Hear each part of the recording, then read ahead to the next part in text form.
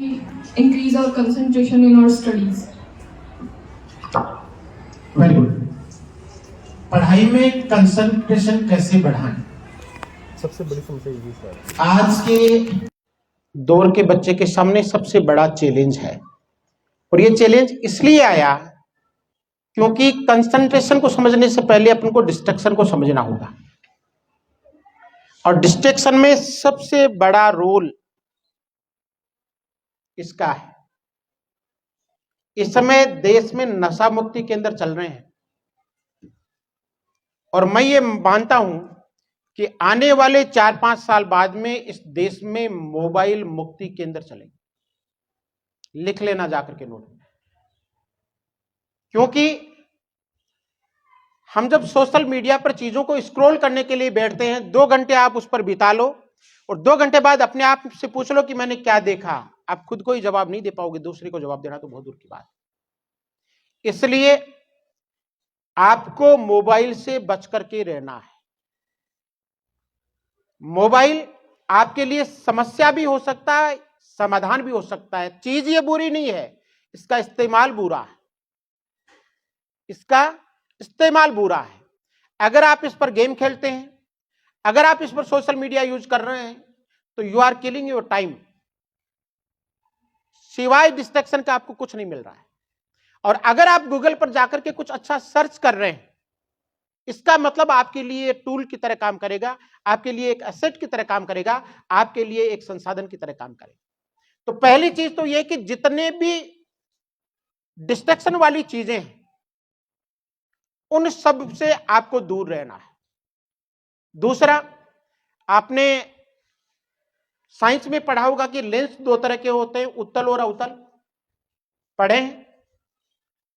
उत्तल लेंस क्या करता है, कोई बताएगा? आप ही बता दो। इंग्लिश कॉनकेव और कॉन्वेक्स। कॉनकेव लेंस कन्वर्ट्स करता है लाइट को, कॉन्वेक्स डाइवर्स करता है। Very good. एक लेंस लाइट को फैलाता है, दूसरा उसे एक जगह कंसंट्रेट करता है। यही आपकी पढ़ाई के साथ है। 2 चीजें आपको ईश्वर ने दी हैं। आप कभी गंभीरता से कुछ चीजों को समझा करें। दुनिया के अमीर से अमीर आदमी के पास और गरीब से गरीब आदमी के पास बेटा 2 चीजें कॉमन है और बराबर है। ईश्वर ने कोई भेद नहीं किया। एक टाइम और दूसरा एनर्जी। बिल गेट्स के पास भी दिन में 24 घंटे ही होते हैं, और खेत में मजदूरी करने वाले आदमी के पास भी 24 घंटे ही होते हैं। इन्हीं 24 घंटों में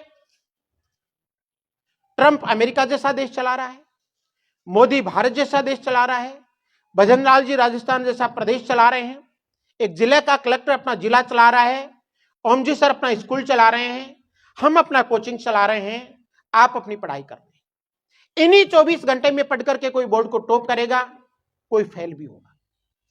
टाइम सबके पास 24 घंटे ही है।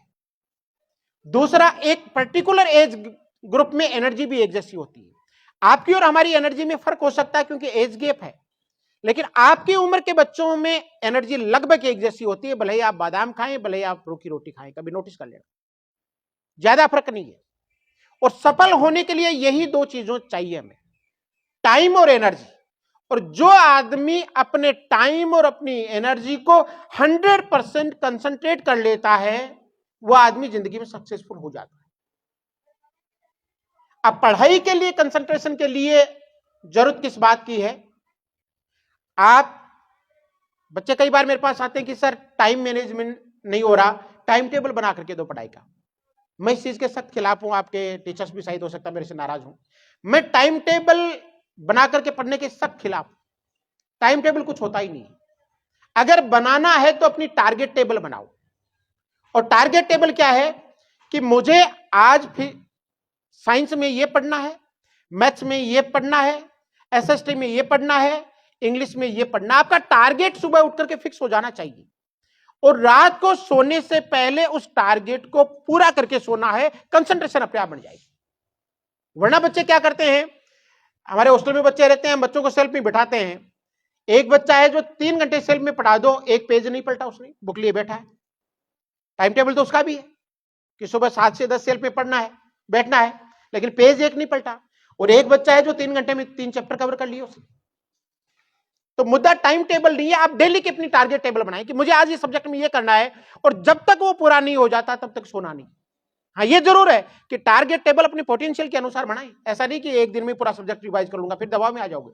आपका जो सामर्थ्य है उसके अनुसार टारगेट टेबल डेली की बना ले, सोने से पहले उसको पूरा कर ले। आपको एक चैंपियन जैसी फील आएगी आप जब सोएंगे, तो एक चैंपियन जैसी आपको फील आएगी कि आज मैंने मेरा टारगेट पूरा कर लिया। सुबह उठो, अगले दिन का टारगेट बना लो, रात को सोने तक उसको पूरा कर लो, अगले दिन फिर उठो।